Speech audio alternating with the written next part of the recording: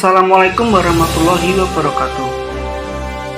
Nama saya Dandi Dwi Pambudi. Saya berasal dari Kabupaten Kediri. Di sini, saya membahas mengenai Monumen Simpang Lima Gumul. Monumen Simpang Lima Gumul atau yang disebut Monumen SLG berada di Kabupaten Kediri yang menghubungkan 5 wilayah di Kediri. Monumen ini dibangun pada tahun 2003 dan diresmikan tahun 2008. Monumen ini dibangun untuk dijadikan sebagai pusat sentra perekonomian di Kediri. Monumen ini diinspirasi oleh Raja Jangka Jayabaya.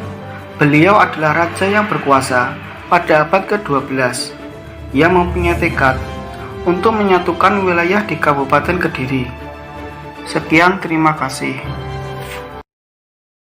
Namaku Dani Mustafa, Fakultas Hukum, Prodi Ilmu Hukum, Universitas Trunojoyo, Madura.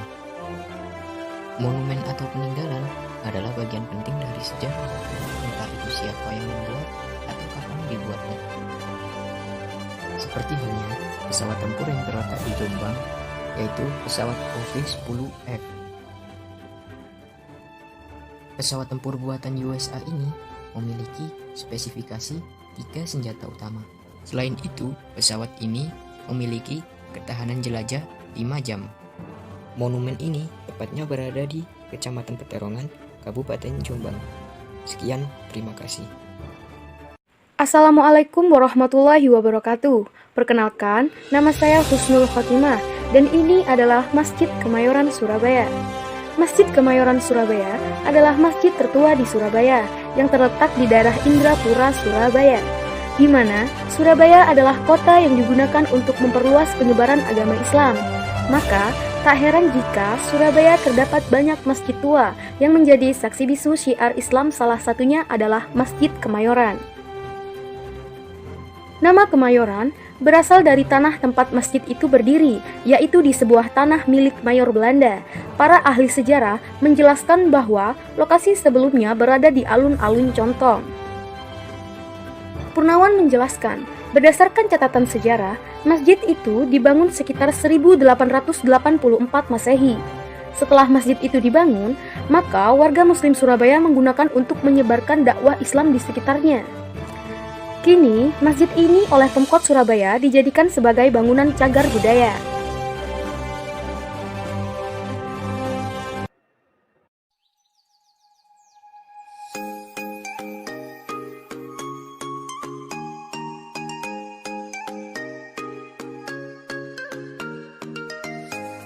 Assalamualaikum warahmatullahi wabarakatuh. Nama saya Muhammad Takfal.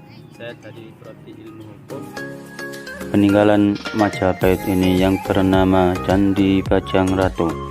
Candi Bajang Ratu didirikan oleh Raja ketiga, dibangun tahun 1340. Fungsinya dibangun candi ini untuk mengenang matinya raja yang kedua, Bajang yang artinya kecil, Ratu yang artinya raja.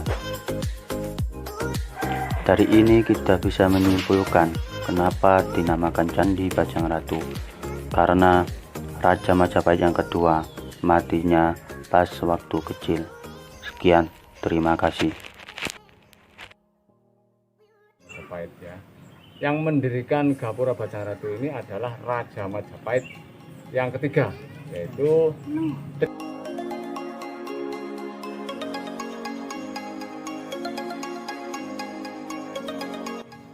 Terima kasih.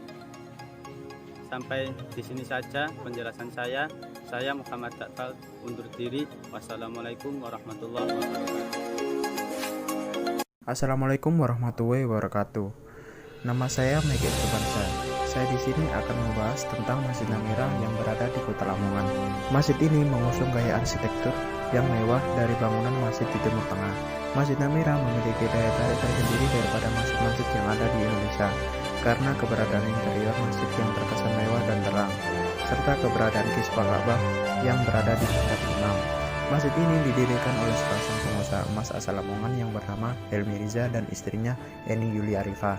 Pertama kali dibuka untuk umum pada tanggal 1 Juni 2013. Pada awalnya, masjid ini tidak terlalu besar. Akan tetapi, lama-kelamaan pengunjung masjid ini semakin banyak dan akhirnya banyak jamaah masjid yang tidak mendapat tampungan tempat parkir. Oleh sebab itu, selepas masjid ini direnovasi, Masjid Namira menjadi lebih terkenal daripada sebelumnya. Sekian, terima kasih. Assalamualaikum warahmatullahi wabarakatuh. Nama saya Miftah Maulana Hermanto dari kelompok 5. Di sini saya akan membahas tentang Monumen Arek Lancor yang berada di Pamekasan. Monumen ini diresmikan oleh Bupati Pamekasan pada tanggal 10 Maret 2010. Monumen ini dibuat sebagai bentuk penghargaan dan pengabdian pada para pejuang yang telah mempertahankan dan membebaskan daerah Pamekasan dari tangan penjajah. Bangunan monumen ini berbentuk 5 celurit atau yang disebut senjata khas Madura yang berdiri tegak di pusat kota Pamekasan dan bersebelahan dengan Masjid Agung Asy-Syuhada atau lebih dikenal dengan Masjid Jami. Assalamualaikum warahmatullahi wabarakatuh. Nama saya Maulana Toti Hidayat. Kali ini saya berada di Museum Sunan Giri, Kabupaten Gresik. Museum ini diresmikan pada tanggal 9 Maret 2002 dan dilatar belakangi oleh besarnya tinggalan arkeologi dan histori di Kabupaten Gresik yang berada di alam maupun masyarakat sekitar. Di museum ini terdapat banyak koleksi bersejarah, salah satunya yaitu keris Kalamunyeng yang dipercaya sebagai keris milik Sunan Giri. Keris ini konon dipakai Sunan Giri dalam mengajarkan ajaran agama Islam di kota ini. Selain itu, di sini juga terdapat Al-Quran yang ditulis tangan pada kertas berjenis singa dengan tinta Cina berwarna hitam dan merah dalam jumlah yang cukup banyak. Sekian dari saya, terima kasih. Assalamualaikum warahmatullahi wabarakatuh. Perkenalkan, saya Ahmad Fikri Nizar dari Kabupaten Sumeneb. Bangunan ini merupakan Masjid Agung Sumeneb, yakni 10 masjid tertua yang ada di Indonesia. Dibangun pada tahun 1779 Masehi dan selesai pada tahun 1787 Masehi. Arsitektur bangunan ini banyak dipengaruhi unsur kebudayaan Tiongkok, Eropa, Jawa, dan Madura. Salah satunya di pintu gerbang pintu masuk utama masjid yang corak arsitekturnya bernuansa Tiongkok. Assalamualaikum warahmatullahi wabarakatuh. Saya Raffi Amar Mubarak. Di sini saya ingin menjelaskan tentang makam Syekh Zainal Abidin. Makam Syekh Zainal Abidin atau lebih dikenal oleh masyarakat sekitar adalah Sunan Cendana, di mana Sunan Cendana ini adalah cucu dari Sunan Ampel yang diberi amanah untuk menyiarkan agama Islam di daerah Madura, khususnya Kecamatan Kuanyar. Alasan beliau diberi nama Sunan Cendana karena dulu menurut cerita yang ada, beliau bersemedi di pohon cendana yang ditebang oleh masyarakat sekitar untuk dijadikan pemukul beduk, di mana pemukul beduk tersebut tetap ada sampai sekarang di Masjid Sunan Cendana. Begitu banyak peziarah yang datang ke Kuanyar hanya untuk sekedar berdoa demi mendapatkan ridho Allah melalui barokah beliau sebagai waliullah. Terima kasih.